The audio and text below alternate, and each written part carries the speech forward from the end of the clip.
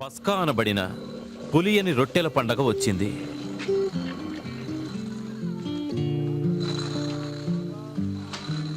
యేసు సీమోను పేతురు యోహానులను తనతో భుజించుటకై పస్కాను మన కొరకు సిద్ధం చేయండని పంపాడు.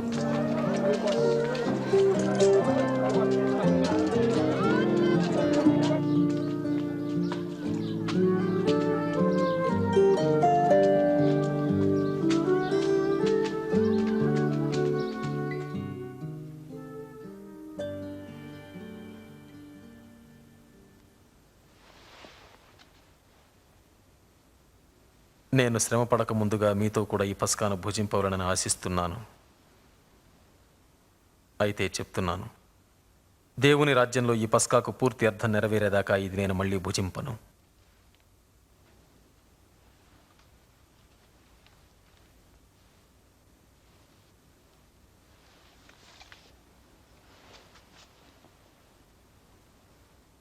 ఓ దేవా, ప్రభువా, సర్వలోక సృష్టికర్త, పండ్ల నుండి రసాన్ని దయచేసిన వాడా,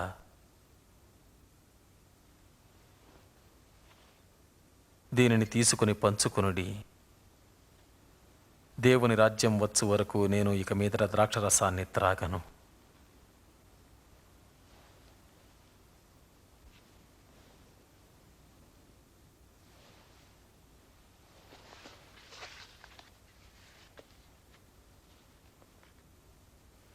ఓ ప్రభు, మా దేవా, లోకాన్ని సృష్టించినవాడా, భూమి నుండి ఆహారాన్ని అనుగ్రహించేవాడా,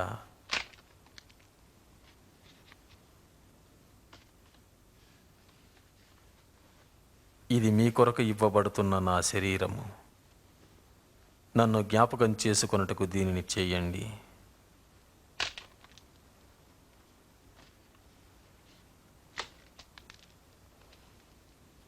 ఈ పాత్ర మీ కొరకు చిందించబడుతున్న నా రక్తం వలనైన కొత్త నిబంధన.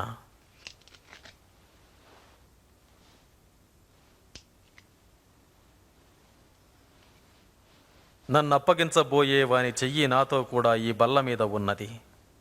మనుష్య కుమారుడు దైవ చిత్తానుసారంగా చనిపోటుకు వెళ్తున్నాడు, కానీ ఎవరి వల్ల అప్పగించబడుతున్నాడో ఆ మనుష్యునికి శ్రమ.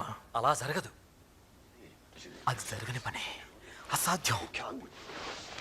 నిన్ను అప్పగించి ఆ ద్రోహి ఎవరో చెప్పు ప్రభు.